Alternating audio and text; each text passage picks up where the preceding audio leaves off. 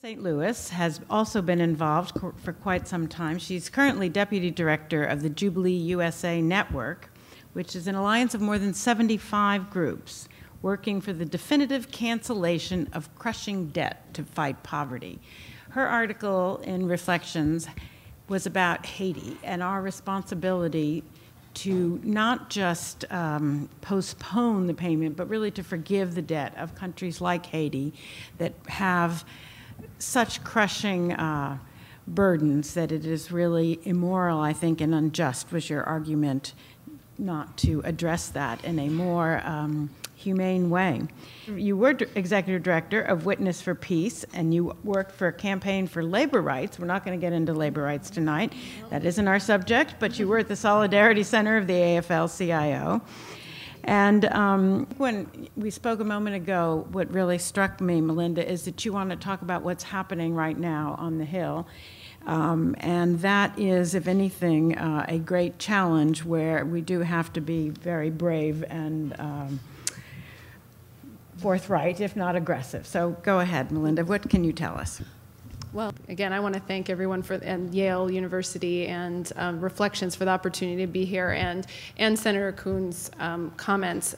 I was really deeply moved by his reflections on his experience in Kenya and in the United States, and that resonated really deeply with me because while my experience was different, it was in the slums in San Salvador and in rural Nicaragua and the stories after the Haiti earthquake, and then being here in Washington, I do think it is a struggle to keep those human faces present all the time in our advocacy, even as advocates working on these issues. And so that's, I feel like, a challenge that I want to continue to bring forward. And I think Jubilee USA Network, and I actually feel like I'm talking to all of my bosses. There are lots of members of the Jubilee USA Network, all of the churches that are here today, that have been on the front lines of this movement since the mid-90s.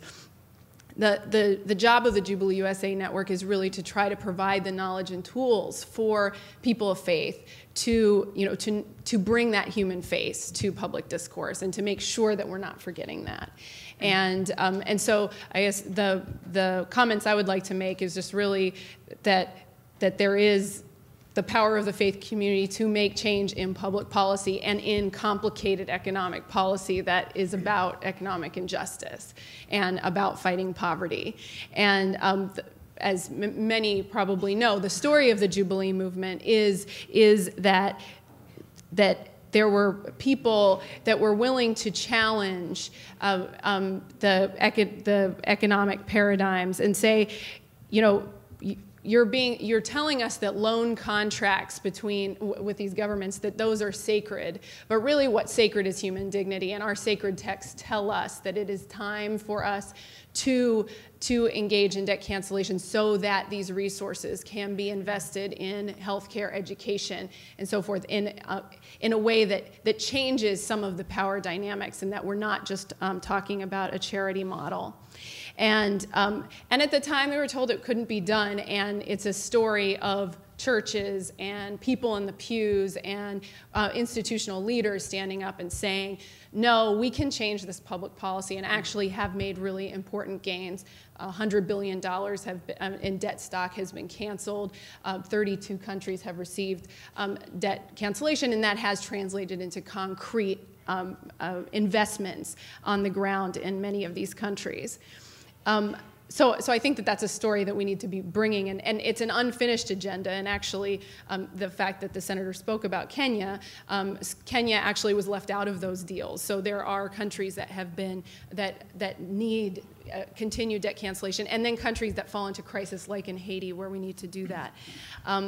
But in terms of, but I really think that is reflecting on Lent and on the idea of sacrifice in Lent. I think who we sacrifice for really says a lot about what we consider to be sacred. And the fact that in our national discourse right now that there is discussion about disproportionately cutting programs at home and abroad that serve the least among us at a time when we're not expecting the wealthiest individuals to even pay tax rate that they paid under the Reagan administration, or we're not willing to even look at the massive military expenses, that I consider it to be a very false choice. And I think it really is incumbent upon the faith community to bring that message forward, to say, you know, I mean, we need to say these are tough times, and they are tough times, but we are making prioritization choices as a nation and as communities.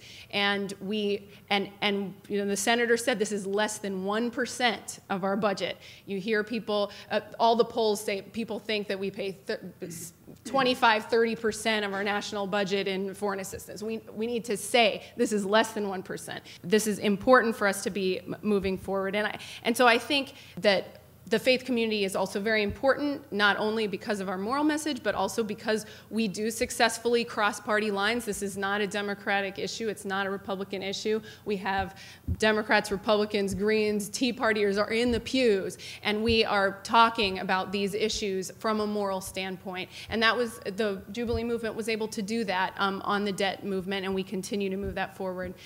So I will end here, but I do want to just make a little plug that we have 1,000 faith leaders letter to President Obama on some of these economic justice issues that we are pushing. And so if you are a faith leader, we have a sign up outside that you can look at it, and encourage you to sign that, and we'd like to present that to both Congress and the administration.